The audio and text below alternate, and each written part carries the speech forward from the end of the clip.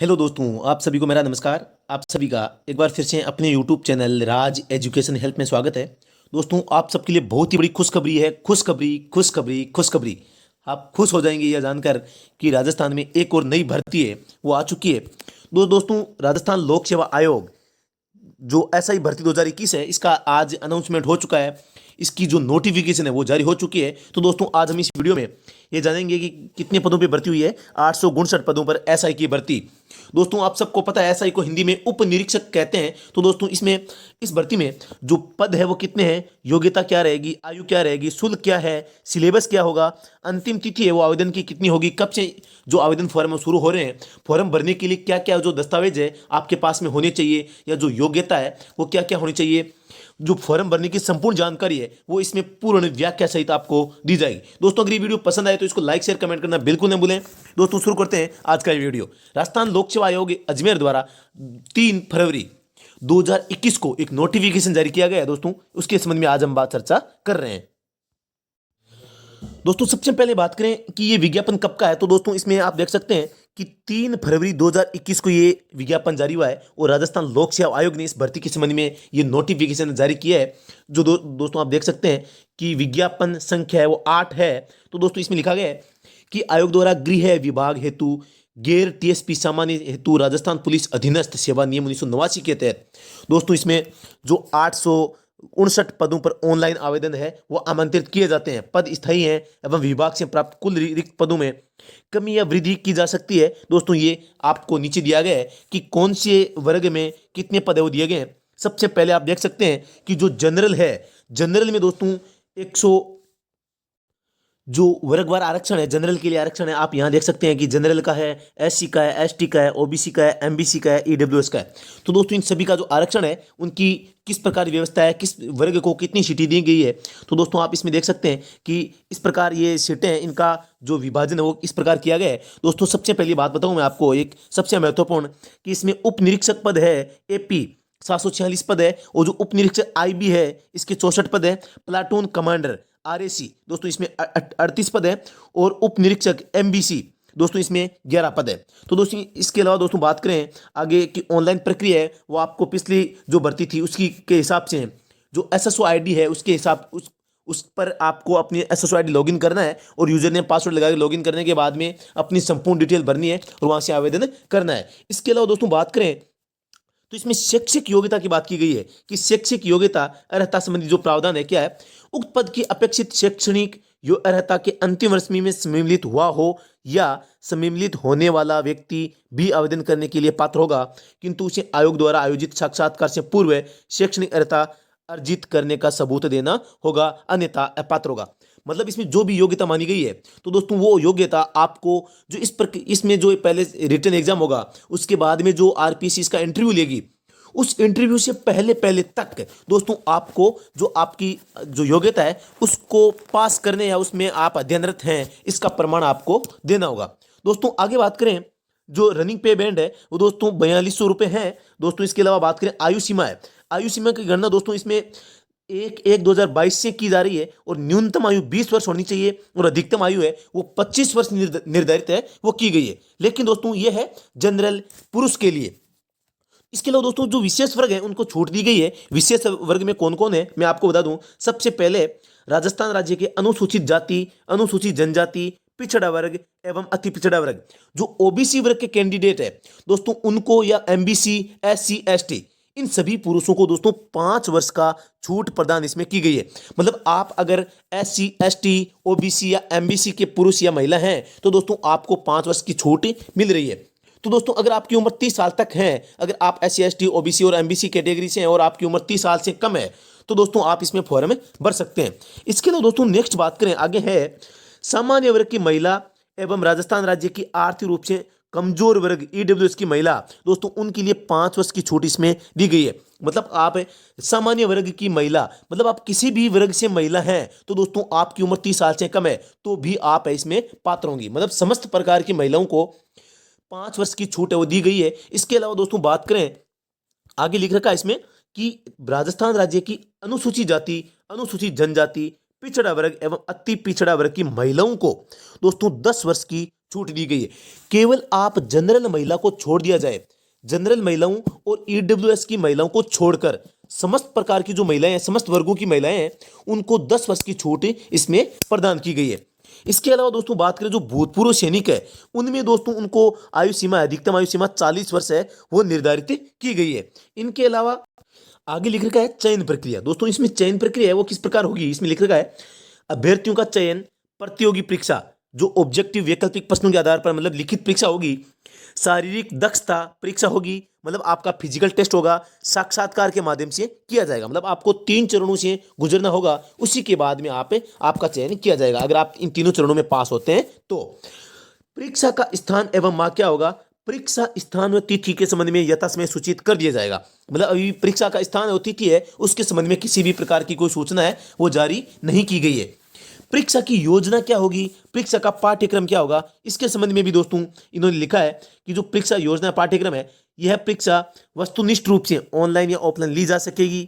सभी प्रश्न वस्तुनिष्ठ प्रकार के होंगे और विस्तृत जानकारी है इसकी वो हमारे इस आरपीसी की जो साइट है इस पे जल्द ही अपलोड कर दी जाएगी, ऐसा इन्होंने लिखा है।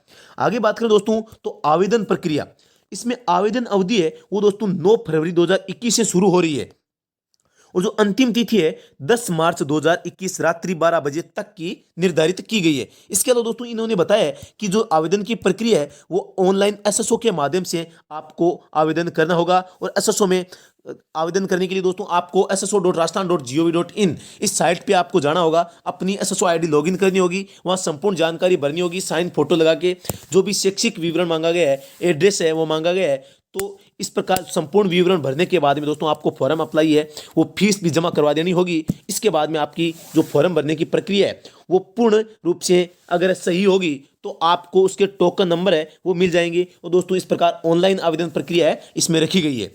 आगे बात करें दोस्तों परीक्षा का शुल्क क्या होगा, मतलब किस वर्ग को कितना शुल्क है वो देना होगा। तो दोस्तों मैं बता दूं कि सामान्य वर्ग, आर्थिक रूप से कमजोर और राजस्थान के क्रीमिलियर वर्ग के अन्य पिछड़े वर्ग या अति पिछड़ा वर्ग के आवेदक है तो दोस्तों आपको 350 रुपये आपको परीक्षा शुल्क है वो जमा करवाना होगा। इसके अलावा दोस्तों बात करें तो इसमें हो गई कि आप जनरल स्टूडेंट हैं, ईडब्ल्यूएस के हैं या ईडब्ल्यूएस में या ओबीसी के अगर क्रीमिलियर श्रेणी से आते हैं या अन्य पिछड़ा वर्ग मतलब ओबीसी या एमबीसी से हैं तो दोस्तों आपको 350 रुपये की फीस जो है वो जमा करवानी पड़ेगी। इसके अलावा दोस्तों जो रियायत दी गई है वो किसको है, नंबर 2 है कि राजस्थान के नॉन क्रीमिलियर श्रेणी के अन्य पिछड़ा वर्ग और अति पिछड़ा वर्ग के आवेदक हेतु। दोस्तों अगर आप ओबीसी और एमबीसी से हैं और आप नॉन क्रीमिलियर से आते हैं दोस्तों मतलब आप इनकम टैक्स के दायरे से नहीं आते या आपकी आय है वो बहुत ज्यादा नहीं है तो दोस्तों आप नॉन क्रीमिलियर श्रेणी में आते हैं। तो आप अगर ओबीसी और एमबीसी में दोस्तों दो श्रेणी है, एक है क्रीमिलियर, एक होती है नॉन क्रीमिलियर। तो दोस्तों अगर आपकी आय 5-6 लाख से अगर सालाना से कम है तो दोस्तों आप नॉन क्रीमिलियर में होंगे। तो दोस्तों आप अगर नॉन क्रीमिलियर हैं तो आपको शुल्क 250 रुपये ही इसमें जमा करवाना होगा, नहीं तो आपको 350 रुपये जमा करवाने होंगे अगर आप क्रीमिलियर श्रेणी से बिलोंग करते हैं। इसके अलावा दोस्तों विशेष प्रकार की छूट दी गई है, अगर आपकी जो आय है सालाना आय 2.5 लाख से कम है, ऐसे आवेदक जो राजस्थान से SC ST मतलब श्रेणी से या समस्त प्रकार के जो छात्र हैं जिनकी आय 2.5 लाख रुपए से कम है तो उनको भी इसमें आप चाहे किसी भी श्रेणी से क्यों बिलोंग न करते हो, अगर आपकी आय 2,50,000 रुपये वार्षिक आपकी अगर आय इससे कम है तो दोस्तों आप इस ऑप्शन को सिलेक्ट कीजिए और आपको केवल और केवल 150 रुपये वो आवेदन के रूप में देने होंगे। तो दोस्तों इसमें विशेष प्रकार की छूट है वो आवेदन शुल्क में दी गई है जो बहुत ही अच्छी बात है, क्योंकि राजस्थान में आप सबको पता है बेरोजगारी ज़्यादा है तो सभी है लगभग सभी की जो बेरोजगार युवा हैं उनकी आय बहुत ही कम है। तो कम आय है तो आपको कम ही इसमें जो परीक्षा आवेदन शुल्क है वो देना होगा। इसके अलावा जो हाइट मांगी गई है, जो ऊंचाई मांगी गई है पुरुषों के लिए या महिलाओं के लिए, तो दोस्तों इसमें जो आपकी ऊंचाई है कम से कम आपकी ऊंचाई 168 सेंटीमीटर आपकी होनी चाहिए, 168 सेंटीमीटर आपकी ऊंचाई होनी चाहिए और जो सीना बिना फुलाए 81 सेंटीमीटर होना चाहिए और फुलाने के बाद में 86 सेंटीमीटर मतलब आपको कम से कम अपना सीना है उसको 5 सेंटीमीटर फुलाना होगा दोस्तों। इसके अलावा दोस्तों विशेष प्रकार की जो कैटेगरी है पहाड़ी या जनजाति क्षेत्र के अभ्यर्थियों की ऊंचाई 160 सेंटीमीटर से कम नहीं होनी चाहिए। सीना बिना फुलाए 79 सेंटीमीटर और फुलाने पर 84 सेंटीमीटर से कम नहीं होना चाहिए है जनजातीय क्षेत्रों और पहाड़ी क्षेत्रों के लिए। दोस्तों इसमें महिला उम्मीदवार है, महिला उम्मीदवार की ऊंचाई एवं वजन क्रम से 152 सेंटीमीटर कम से कम उसकी हाइट होनी चाहिए और उसका वजन है वो कम से कम 47.5 किलोग्राम होना चाहिए। अगर आप इस क्राइटेरिया में नहीं आते हैं तो इसके लिए आप अपात्र माने जाएंगे। इसके अलावा दोस्तों बात करें तो जो अनुसूचित जाति है जनजाति के उम्मीदवार वांछित संख्या में उपलब्ध न होने की स्थिति में राजस्थान की अनुसूचित जाति जनजाति के उम्मीदवार की ऊंचाई एवं सीने के माप में 5 सेंटीमीटर तक की छूट दी जा सकती है। मतलब कि जो इसमें क्राइटेरिया निर्धारित किया गया है और अगर उस क्राइटेरिया के अनुसार जो हाइट मांगी गई है उस हाइट के बंदे अगर नहीं मिलते हैं तो दोस्तों वो सीटों को पूरा भरने के लिए उनमें थोड़ी सी छूट है वो प्रदान कर सकते हैं।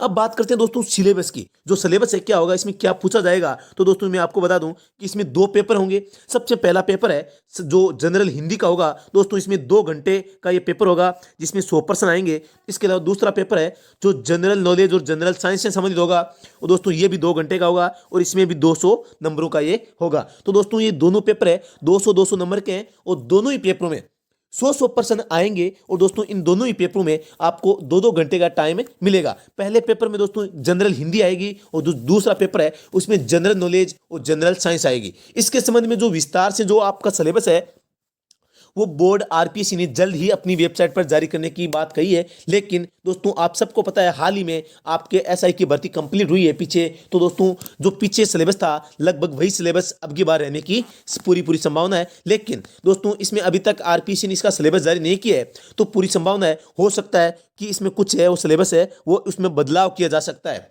तो इसलिए मैं आपको यहाँ सिलेबस नहीं बता रहा हूँ क्योंकि आरपीएससी ने ये कहा है कि हम जल्द ही इसका जो सिलेबस है उसको अपनी वेबसाइट पर अपलोड कर देंगे।